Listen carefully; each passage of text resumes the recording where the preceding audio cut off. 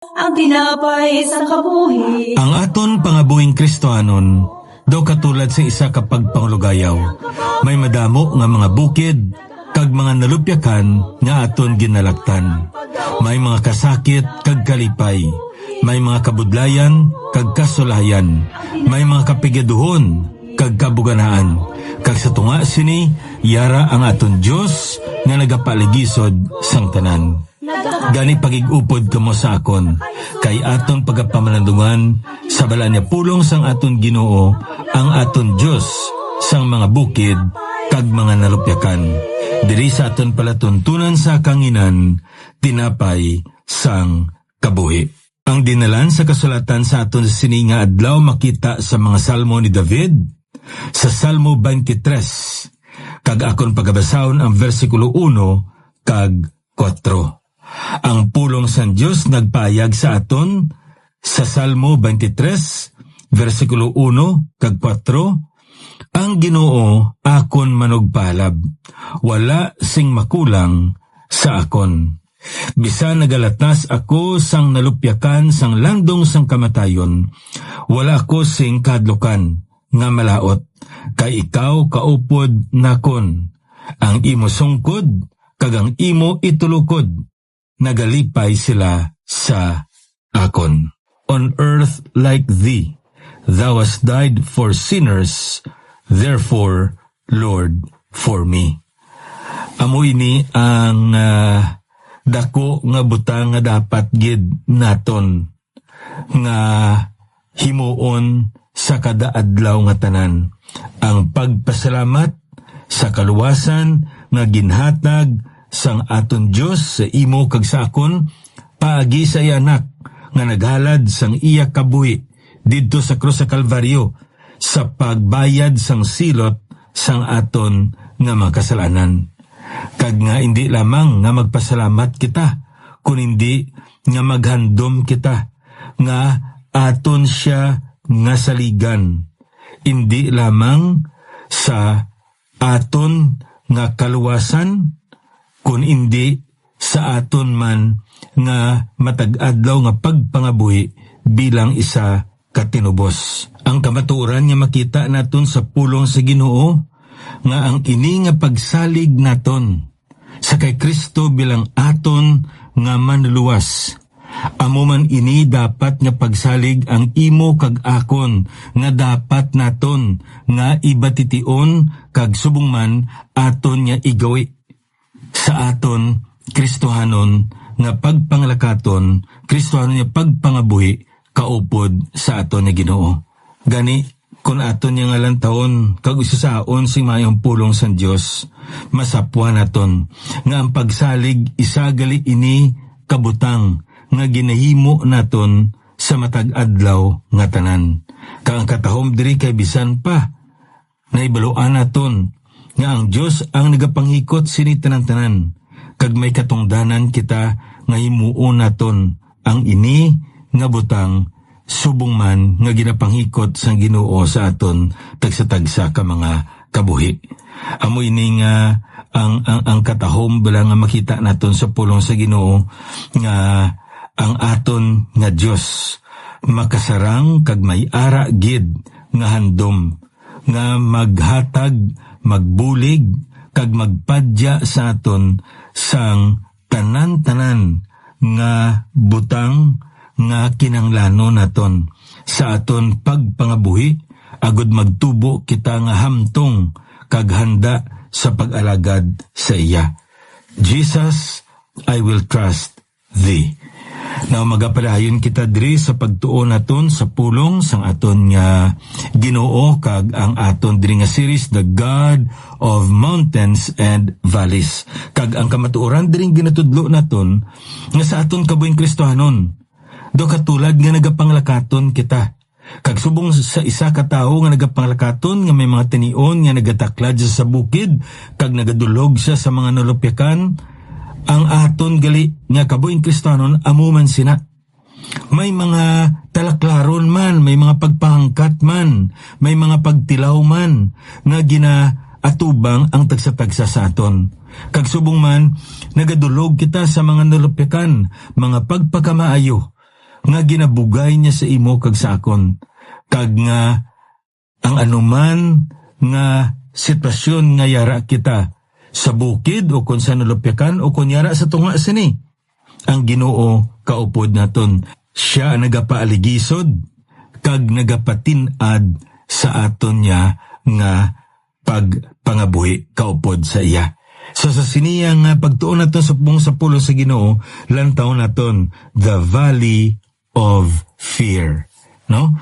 Ang kahadlok isa ina kabutang nga kun aton ususaon sa pulong sa Ginoo, realidad man ini sang aton gali kabuhing Kristohanon. May mga tinion gid nga mahadlok kita. Apang ang katahom nga makita yan naton sa pulong sa Ginoo nga sa tunga sini may sabat ang aton nga kahadlok.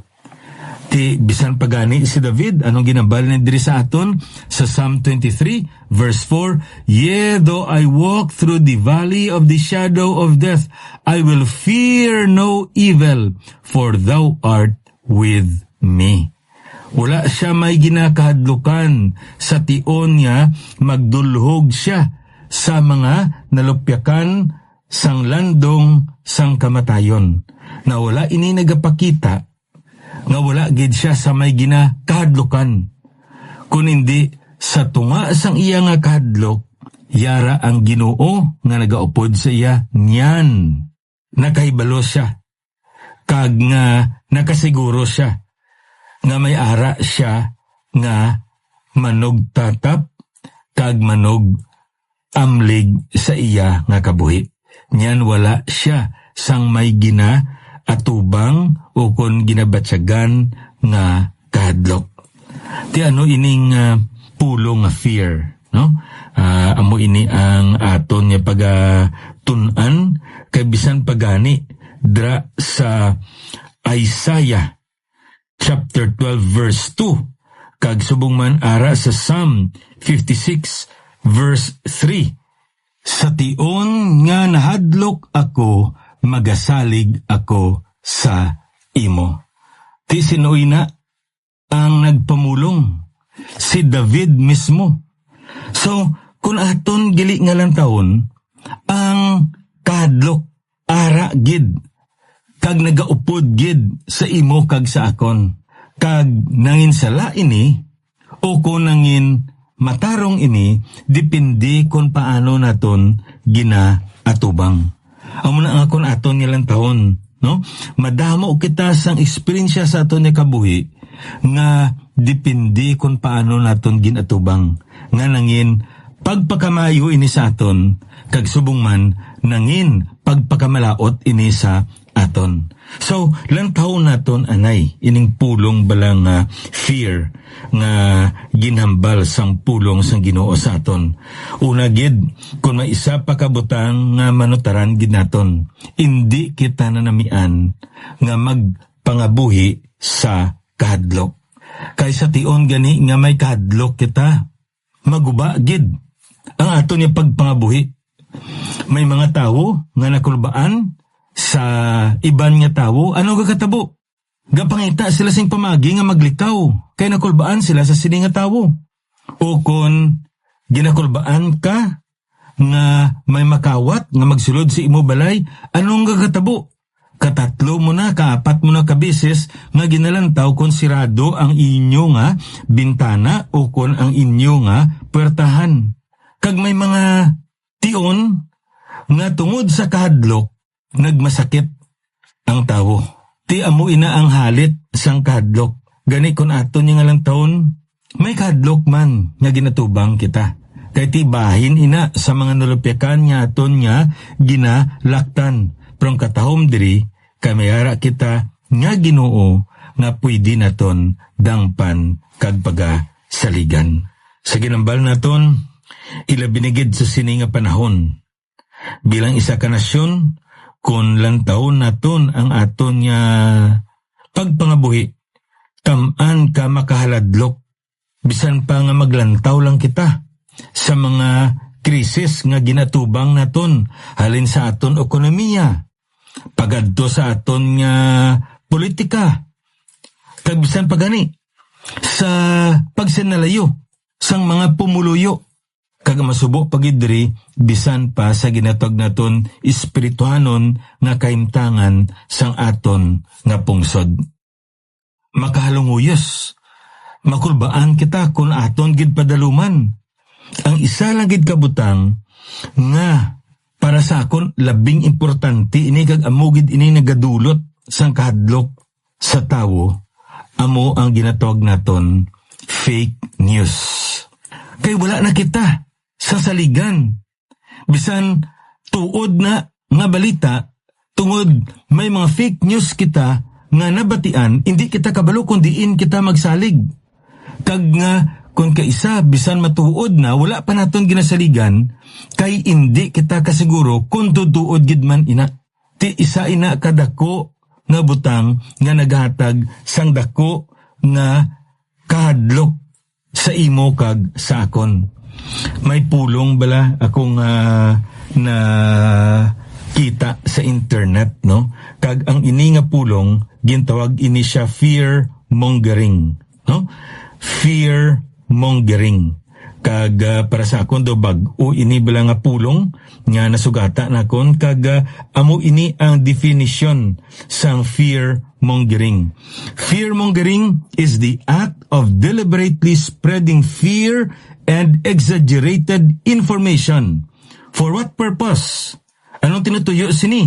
To manipulate people's opinions and actions, often for political or commercial gain. Ti kung magambal kita gali fear mongering.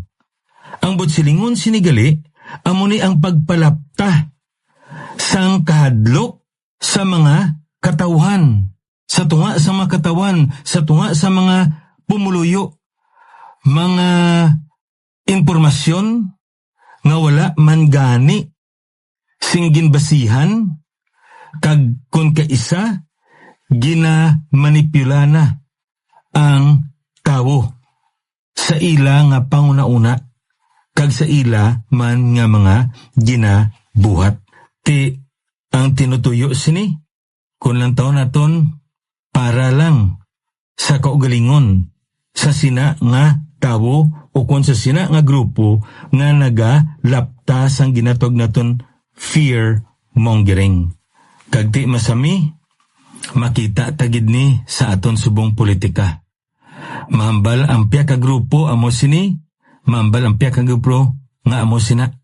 Mahambal ang piya ka grupo nga andam kamo sini. Kay amo ni siya, amo na siya. Tiyang isa magambal man nga andam kamo. Sakay sini, kay amo na siya, amo ini siya. Nagapalapta kita sa butang nga hindi maayo. Nagalapta ang kakugmat kag subungman ang kulba. Ti kung kaisa sa advertisement makita taman nina, no? Ang ina nga bagay kag may mga tinion man sa website makita taman na. Ini ginatog naton dra fear mongering. Ti kung kaisa ang gakatabo do normal na lana sa aton yung pagpangabuhi. Pero naibaluan naton nga ang Ginoo wala iya naghatag sa imo kag sa akon sa espiritu sang kahadlok. Amo ni ginabala sa aton diri. 2 Timothy chapter 1 verse 7. Kay ang Diyos wala maghatag sa aton sa espiritu sang katalaw, kun hindi sang gahom, kag gugma, kag kabubuton. Wala gali sa tinutuyo kag plano sang Diyos nga may kahadlok kita kag may ara kita nga katalaw. Karon lang taon na, tinga nga may ara fear of the Lord. Nga ginambaldra ang Biblia sa aton. Pero kamatuoran din nga makita naton anay una nga wala sa tinutuyo kag plano sang Ginoo nga may ara kita nga kahadlok. Naibaluan naton nga ang kahadlok bunga ina sang sala kung madumduman niyo pa sa kay Adan kagay Eva nga nagpalago sila sa Dios tungod nga nahadlok sila kag nahuya sila sang ilang nga kaimtangan kay produkto ini sang sala ang ginatog naton kahadlok. So, ari, kung aton niya nga usisaon si maayo balik kita gamay anay, no? May ara mga kahadlok nga maayo man. Katulad abi sa isa ka bata nga paandaman mo siya nga hindi ka maghampang sa kilid sang dalan. Kay kung maghampang ka sa kilid sang dalan, masagairan ka sa salakyan, mabali ang imo nga tiil, tamani na kasakit, dalon ikaw sa ospital. Mahulat ka pa to sa ospital kung saan ka atindiron sa doktor. Simintuhon ang imong tiil, pila ina kaadlaw nga siminto. Kag pagkatapos sina, i-rehab ka pa para nga makalakat kaliwan. Tipagi sina, ang bata matudluan naton nga maghadlok siya sa paghampang sa kilid sang dalan. Ti ina mga maayo ina nga klase sang kahadlok. Pero may ara man nga mga kahadlok nga sa diin amo ini ang nagaparalyze bala sa tawo, hindi na makahulag, hindi na makahibalo ang tawo sang iya himuon tungod sang kahadlok. Kag nga sa tion ang kahadlok yara makasulod sa tagipusoon kag pangunahuna sang tawo ano katabo, nag-abot na ang paghimudos. Worry. Kag sa tion nga nagahimudos na ang tawo, nagaworry na ang tawo, magpalibog na ang tawo, ti anong matabo? Hindi na siya malipay magpangabuhi. Kag hindi na mahimo ang iya nga pinakamaayo. May mga tawo nga ginakulbaan sa ila nga pagpangabuhi. Nakulbaan sila sa kamatayon, nakulbaan sila sa mga butang nga ginhimo nila sa nagligad. Kag may harap man mga tawo nga ginakulbaan sa ginahimo nila subong. Kag may mga tawo man nga ginakulbaan sa ila nga palaabuton. Kag tungod sini amo ini ang nagaulipon sa ila. Kag amo ini ang nagapugong sa ila nga hindi mangin malipayon sa ila nga pagpangabuhi. Nangin ulipon sila sang ila kahadlok. Ginakuga sila sang ila nga kahadlok. Kag tungod sini gaka-paralyze sila. Anong but silingon sini? Tungod sini hindi na sila makahulag. Hindi na sila makahimo sa ila matag adlaw nga mga ginahimo. Ti ano ini nga klase sang fear? Hindi ini fear of the Lord. Kung hindi, amo ini ang ginatawag naton nga sinful fear. Kami ara man righteous fear. No? Kag amo na ang fear of the Lord. Iniya, amo na ang sinful fear. Ano ini ang sinful fear? Nga ginhambal diri sa aton. Suno sa aton niya nga dictionary, fear is a feeling induced by perceived danger or threat that leads to change of behavior. So, kung sa aton pa, magambal kita gali, fear. No? Amo ini ginabatsyag naton bala? Nga sa paglantaw naton sa sitwasyon, paglantaw naton sa sina nga bagay, sa sina nga persona, nakita naton kinabatsagan naton nga may katalagman kita. Kag tungod sina, nagakambyo ang aton niya nga paglantaw. Nagakambyo ang aton nga kinaugali. Ti amo ni, no? Nagakambyo siya, amo ini nga nagaka-paralyze kita. Ti ina nga klase sang ginatawag naton kahadlok. Amo ini ang kahadlok nga ikaw kag ako ginahambalan sang pulong sa Ginoo nga hindi dapat amo ini ang butang nga maghari sa aton tagipuson. Kung obserbar lang kita sa aton pagpangabuhi, madamo gid kita sing butang nga ginakadlukan. Isa dira, amo nga madula ang aton nga pinalangga, madula ang mga persona nga ginakabig naton mga malahalon sa aton nga kabuhi. Ginamligan naton ini sila, aton kabataan, ang aton asawa o kun bana naton. Kay ti amo ini ang mga personas nga mga malahalon sa aton kag ginakulbaan kita. Nga madula ini sa aton. Ti ano pagid? May ara kung kaisa kita ginakulbaan nga ang kwarta nga yara sa aton base hindi makaigo sa aton. May kwarta ka man sa bangko, pero naibaluan nimo nga kun magmasakit ka base hindi ina makaigo sa imo nga balayran sa ospital. May ara ka man kwarta sa imo bulsa, pero nabalaan mo nga ang ini nga kwarta base hindi ini makaigo sa kalanon sang imo nga pamilya sa sini nga adlaw. Ti ina mga ginatog naton ina kahadlok ina. Ti ano pagid? Ang kahadlok sa sakit. Di ba no? Pain. Hindi kita nanamian nga masakitan. Ayan ay na nga kasakit sa physical, pero pwede man sa ginatog naton mental pain. Hindi kita nanamian sina. Kagari pagid. Ang isa sa mga ginakulbaan naton nga ang aton nga negosyo maputo. Ang aton nga ginpangabudlayan madula. Hindi kita nanamian sina. Kag ginakulbaan kita. Ila binigid ko nakita naton nga daw alang-alang ang aton nga negosyo nga dako ang aton dira nga gin-invest tapos do kagamay lang sang income kag daw igo-igo lang sa pangsweldo naton sa staff naton may ara gid nga kahadlok kag ano pagid the fear of being alone. Bisan sino sa aton hindi kita nanamian nga mag-isanon. May mga tinion nga gusto naton mag-isanon pero hindi sa tanan-tanan niya tion.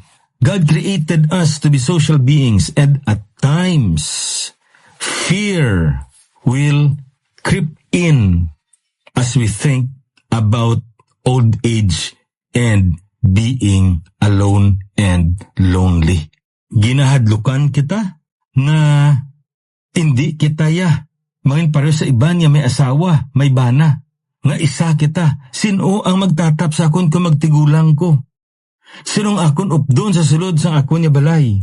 Sinong akon pwede nga maistoryahan sang mga pagpangangkat, kag mga kabudlayan, kag mga plano ko, kag mga kalipayan ko sa akon pagpangabuhi? Kung isa ako, wala ko asawa, wala ko sang bana. Ti ina, mga ginatog naton ina, nga kahadlok. Pero nagapasalamat kita, kaya mo sini, sa tunga sa mga sirkumstansya, nga ginalantaw naton, nga katalagman, danger, kag subong man, mga pamahog sang kabudlayan, ara ang Ginoo nga nagaupod sa aton. That's why, kung aton nga lang ton katahom sa ginhambal, sang sini nga manugsalmo sa aton, whenever I am afraid, I will trust in you. What time I am afraid, I will trust in thee. Sa tion nga nahadlok ako, magasalig ako sa imo. May kahadlok gid kita nga ginaatubang.